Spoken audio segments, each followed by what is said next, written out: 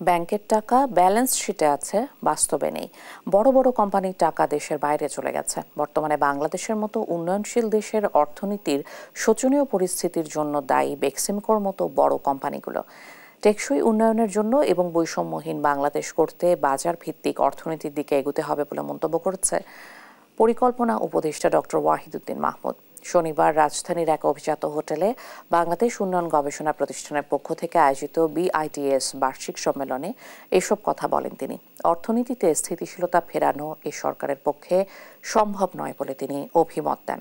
আগামী বছরই হয়তো নির্বাচিত সরকার দেখব, কিন্তু রাজনৈতিক সরকার আসলেও অর্থনীতির চাকা ঘোরানো সম্ভব কিনা তা বলা যাচ্ছে না। অর্থনৈতিক কূটনীতিতে বাংলাদেশ এখনো অনগ্রসর।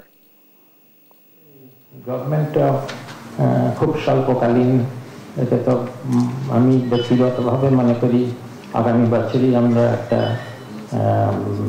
একটা রাজনৈতিকভাবে নির্বাচিত সরকার দেখব। আমার ব্যক্তিগত মতামত, জানি না কি হবে। তখন সবাই মিলে ভাবা যাবে কিভাবে যাওয়া যাবে।